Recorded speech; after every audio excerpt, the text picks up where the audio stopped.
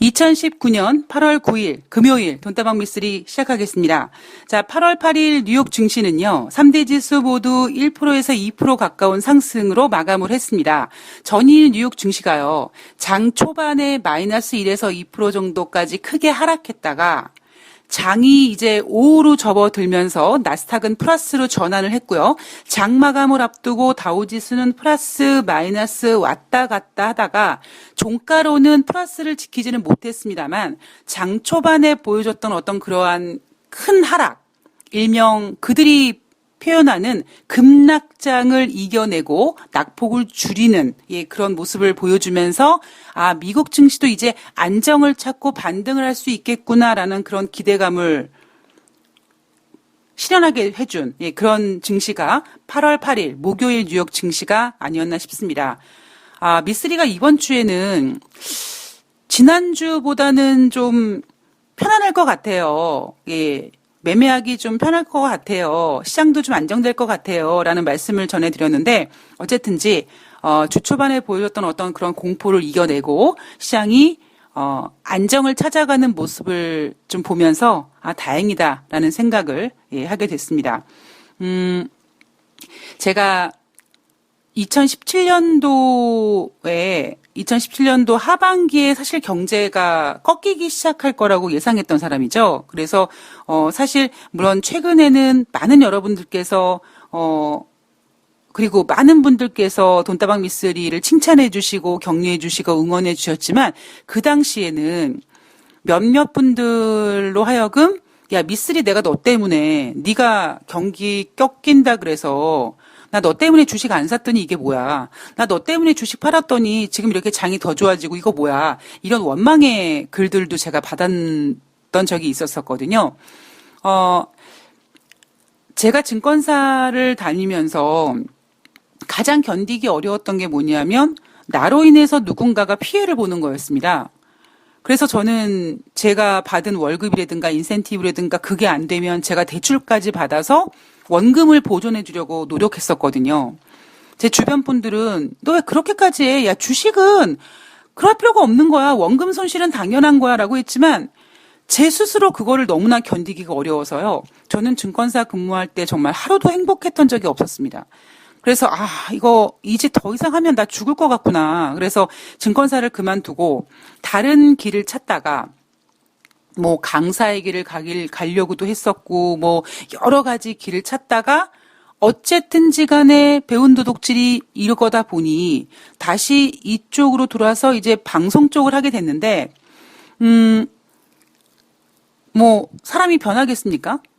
그러다 보니까 이제 지금 제가 돈다방 미쓰리를 진행하면서도 제가 전해드리는 어떠한 내용들 때문에 혹시 여러분들이 피해 보시면 어떻게 하지? 이런 것에 대한 사실 부담이 엄청납니다. 그리고 미쓰리 뭐 부담 갖지 마라고 하시는데 부담을 안 가질래 안 가질 수가 없죠. 여러분들께서 제가 개인 투자자분들 뭐 원투데이 만납니까? 여러분들이 분명히 이 방송을 들으실 때는 뭔가 정보가 있겠지. 뭐 그게 굳이 종목에 대한 건 아니지만 어떤 시장의 흐름이라든가 유가라든가 금값이라든가 이런 것들에 대한 어떤 의견을 들으면서 여러분들이 결정함에 있어서 참조하시기 위해서 방송을 듣는 거 아니시겠습니까? 그러니까 저는 가급적이면 좀 잘 봐드리려고 노력하고 놓치지 않는 게 없도록 하기 위해서 이제 노력을 다하거든요. 특히 제가 2015년도에 미국이 금리를 오랜만에 인상하고 2016년도에 금리를 4번 인상한다고 했을 때 2016년도에 글로벌 증시가 크게 하락하고 엔화가 급등하면서 정책 공조 기대감 때문에 미국은 금리 인상 4번을 못하고 금리 동결로 쭉 유지했고요. 다른 나라들도 마찬가지였습니다. 그러니까 저는 야 미쓰리 네가 2017년도 하반기에 경제가 안 좋을 거라 그래서 내가 네 말 믿고 팔았더니 올라가잖아. 나 네 말 믿고 안 샀더니 올라가잖아. 라고 하시는 분들의 말씀을 들으면서 제가 너무 속상했고 죄송했지만 무엇보다 더 저를 힘들게 했던 게 뭐냐면 내가 도대체 뭘 놓쳤을까였습니다. 분명히 내가 쭉 그동안에 체크했던 거를 보았을 때 2017년도 하반기에 경제가 꺾여야 되는 것이 맞는 거였는데 내가 과연 뭘 놓친 게 있을까? 그런데 나중에 이제 어느 순간에 제가 무릎을 탁 치면서 아, 이거였구나 라고 했던 게 뭐였냐면 제가 조금 전에 말씀드렸던 거. 예. 그리고 이 이야기는 방송에서 제가 뻔질나게 하지 않습니까? 여러분 2015년도에 미국이 금리 인상을 했는데요. 2016년도에 장 초반에 뭐 중국 증시가 급락해가지고요. 각국의 정책 공조 이 얘기를 제가 아마 돈다방 미쓰리 방송에서 거짓말 살짝 보태가 한 200번 넘게 했을 겁니다.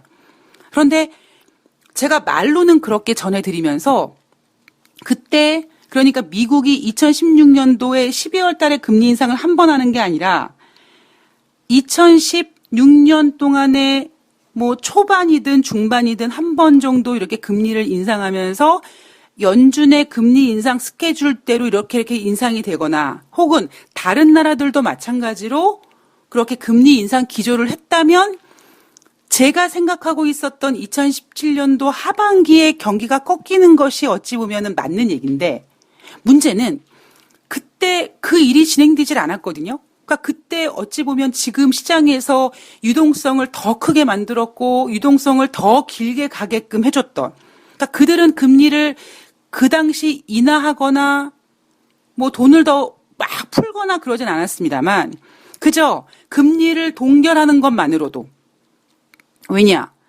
이미 시장에 풀린 돈들이 지네들끼리 시장에서 몸집을 불리고 있는 과정이기 때문에 굳이 연준이 금리를 인하하지 않아도 금리를 동결하는 것만으로도 그때는 금리 인하 효과가 발생이 돼서 지금 우리가 역사적으로 가장 긴 경기 확장세를 유지한다라고 미국이 얘기하는 것처럼 그 기간을 이렇게 크게 늘린 거죠. 그래서 제가 어느 순간 무릎을 탁 치면서 아 내가 그거를 놓쳤었구나라는 생각이 들면서 아 앞으로는 다시는 이런 실수를 하지 않도록 해야지. 뭐 이런 생각이 좀 들었습니다.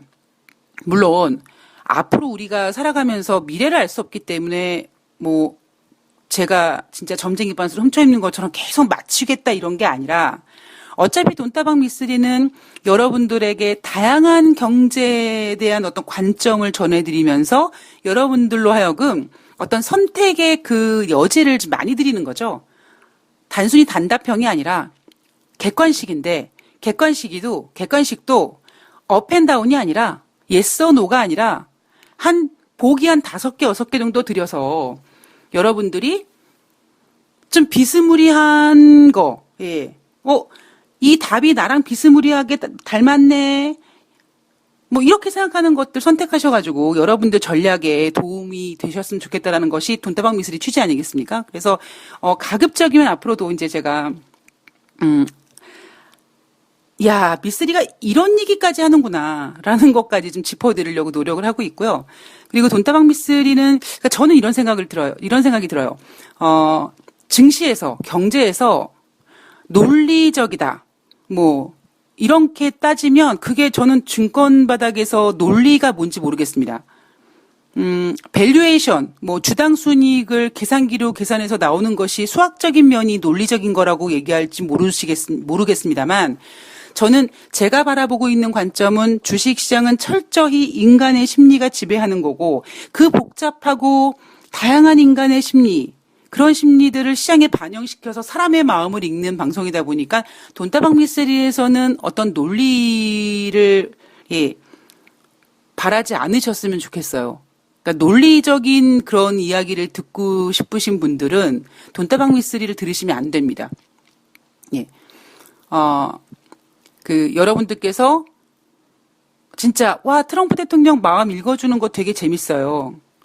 제가 제 마음도 가끔씩 내 마음을 나도 모르는데 옛날에 그 어떤 노래 중에 내가 나를 모르는데 난들 너를 알겠느냐 이런 노래가 있는 것처럼 저도 가끔씩 제 마음을 모르는데 제가 어떻게 트럼프 마음을 알겠습니까? 그러나 사람이기 때문에 그런 생각을 할 수 있을 거다라는 건 여러분들께 던져드릴 수 있는 거죠. 그러니까 돈다방 미쓰리는 그런 방송이다라는 그 어떤 그 방송 취지를 좀 잘 이해해 주시고 들으셨으면 좋겠습니다. 예.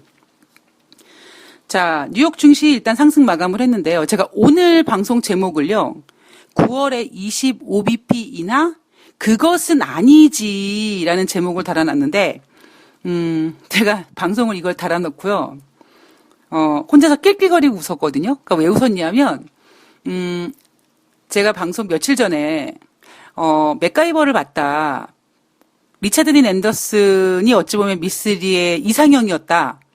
그리고 레밍턴 스틸이라는 그 미드에서 나왔던 피어스 브로스넌, 그리고 그 마술사 데이비드 커퍼필드.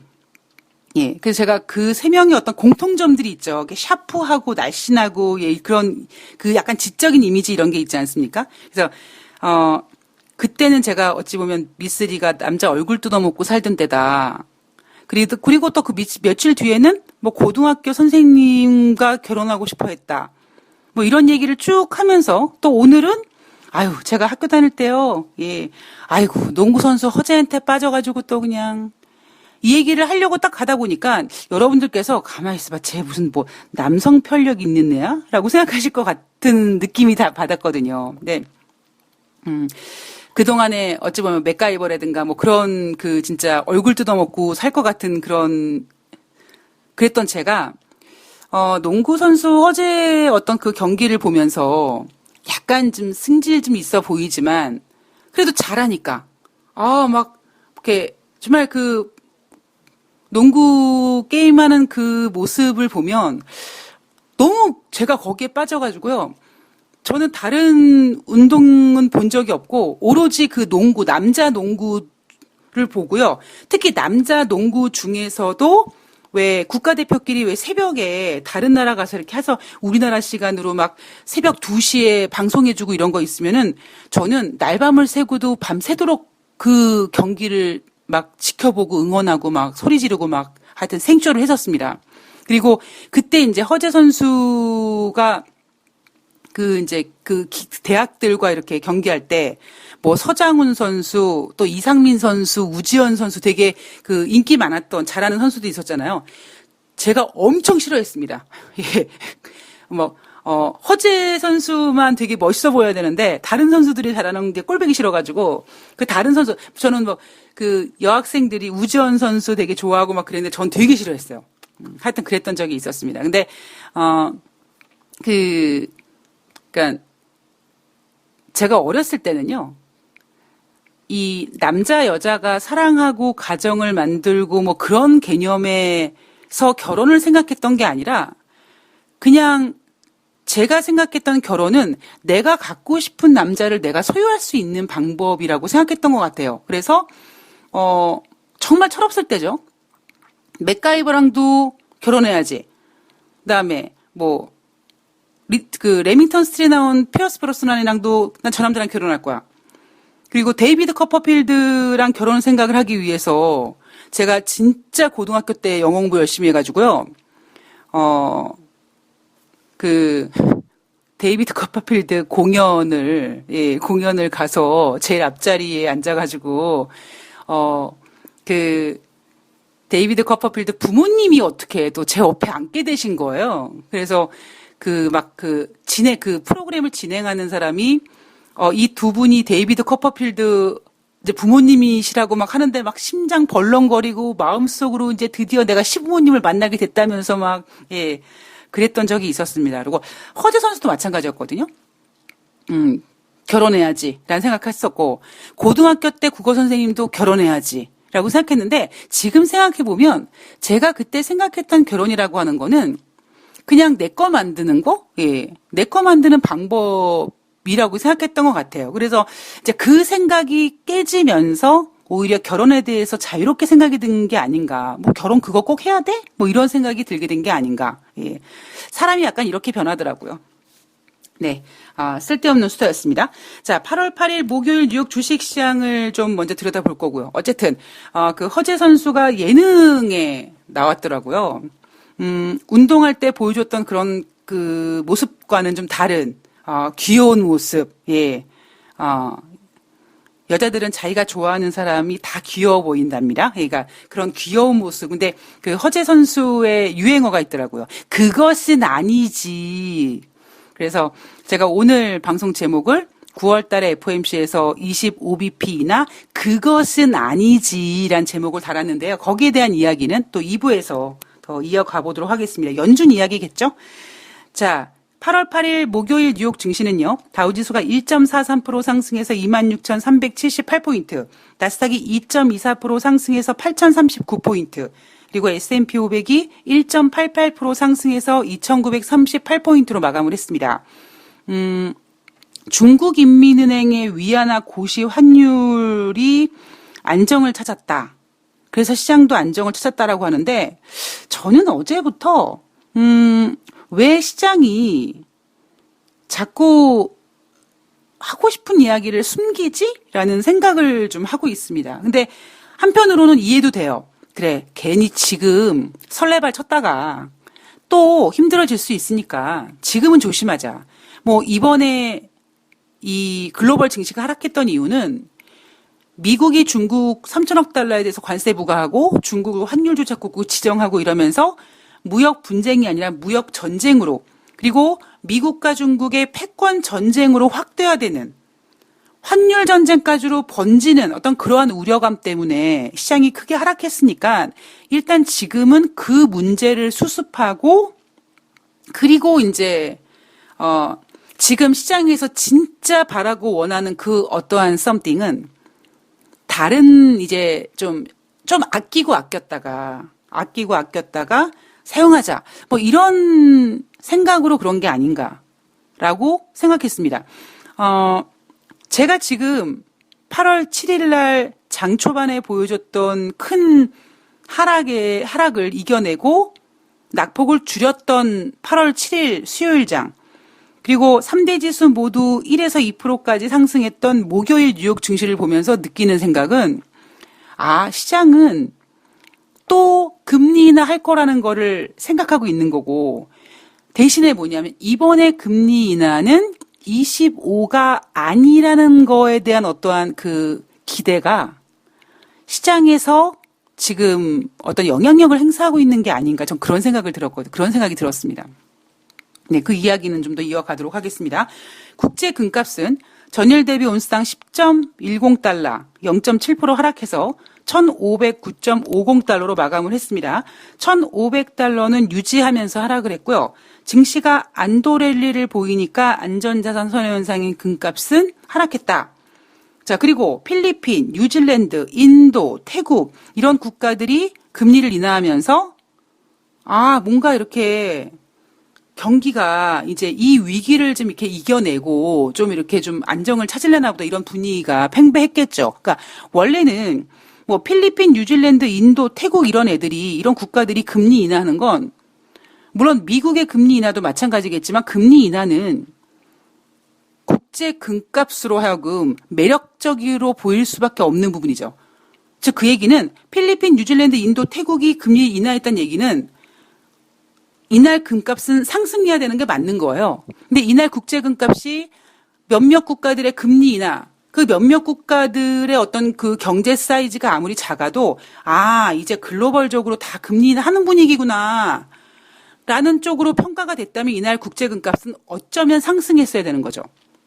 그런데 지금 국제 금값은 뭐냐면 얼마 전까지 미국이 뭐 금리를 인상하면 어쩌고 뭐 이자를 주네 안 주네, 그래서 은행 이자와 국제 금값이 어떤 게 더 매력적이야? 라고 평가됐을 때 아이고 금리를 인하한다고 하니까 금값이 매력적이지라고 했다면, 지금 금값이 보여주는 이미지는 뭐냐면 중시가 크게 하락했다가 다시 이제 안정을 찾아가는 가운데 시장은 이 경제를 망가뜨리지 않기 위해서 이렇게 노력하는구나. 즉 우리가 우려하고 있는 어떤 큰 리스크라든가 큰 문제는 발생되지 않겠구나라는 안도감을 주는 상승 랠리거든요. 지금 국제 금값의 상승 랠리가요.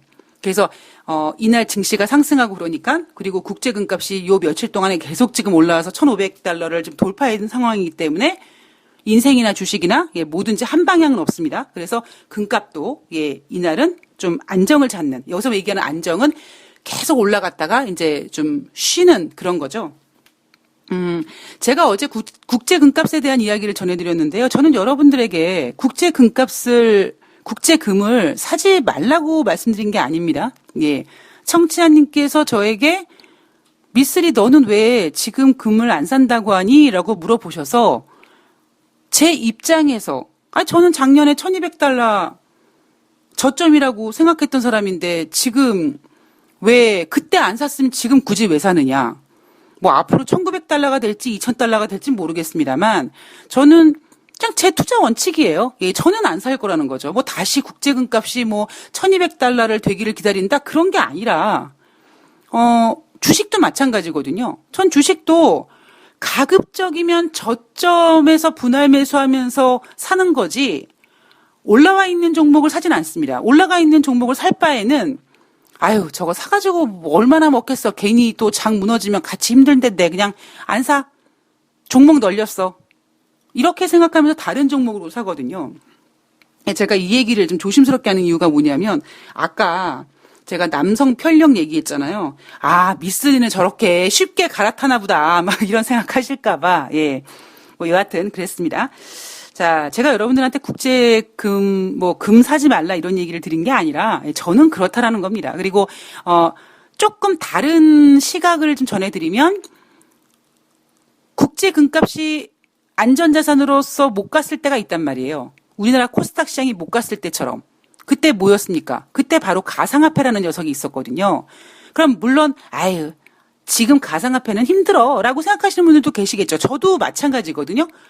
당분간은 가상화폐가 예전처럼 그렇게 빛을 발하기는 좀 어려워요. 제가 보는 관점은 아직까지 청소가 덜 됐기 때문에, 물갈이가 안 됐기 때문에, 그러나 꼭 금이 아니더라도, 뭐, 은이든, 뭐, 동이든, 어떤 희귀한 어떤 그런 금속 같은 거 이런 거 있잖아요. 왜, 희소가치 그런 거 이런 거 있는 거, 갑자기 단어가 생각이 안 나는데, 하여튼, 그런 거에다가 또 돈이 몰리기 시작하면, 금값은 또 못 올라갈 수 있다라는 겁니다. 그러니까 너무 거기에다만 집중하지 말고 언제든지 대체될 수 있는 무언가가 있다. 예, 제가 늘 말씀드리잖아요. 예. 자꾸 이렇게 얘기하니까 자꾸 미쓰리 남성 편력인 것 같은데 저는 항상 지금은 아닙니다. 예. 큰일 나요. 지금 그러면. 예. 저는 항상 남자 친구를 만들 때요. 진선미를 뒀거든요. 한 3명 정도, 예, 일명 어장관리라고 하는데, 그래 왔습니다. 예. 그래서, 지는 어떤 사람이냐. 제가 이제 자주 만나는 사람인 거죠. 자주. 예. 매일 연락하고, 이렇게, 일주일에 한 번씩 정기적으로 이렇게 데이트하고, 그게 진이었다면, 선은 한 2주에 한 번, 3주에 한 번씩 이렇게 툭툭 그냥 썸 타는 정도로 이렇게 관리만 해주는, 예. 그리고 미는, 이제 한 달에 한 번 정도? 우리 술 마시자 이래가지고 마시면서 이제 이렇게 살아있니? 아직까지 괜찮지? 이런 느낌적인 느낌으로, 예. 그랬습니다. 그래서, 진을 만나다가 진이 아니네. 너 아닌 것 같아. 그러면 이제 진을 아웃시켜버리고 선을 진으로 끌어올리고 미를 선으로 끌어올리고 다시 이제 새로운 미를 갖다가, 예. 그랬어요. 예.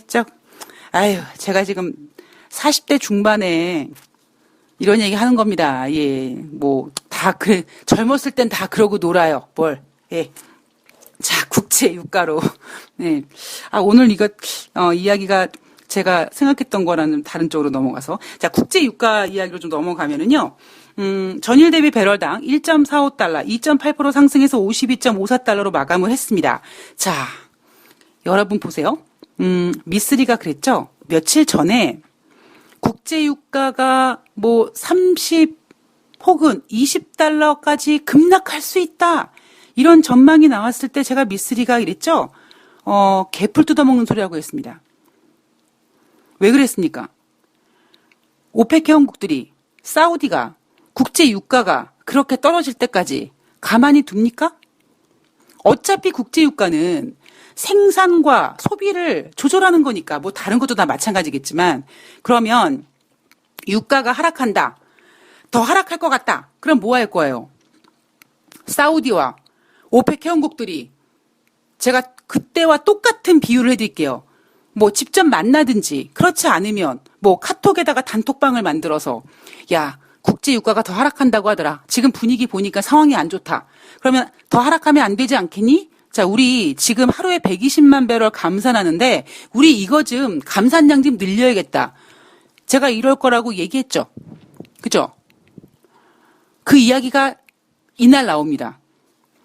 사우디가 다른 산유국에다가 최근 국제 급락과 이에 대한 방안을 좀 논의하겠다라고 얘기했습니다. 그리고 사우디 자체에서라도 8월달, 9월달 원유 수출 규모를 하루 평균 700만 배럴 이하로 유지하겠다. 즉 공급량을 좀 이렇게 늘리지 않겠다라는 계획을 세웠다고 합니다.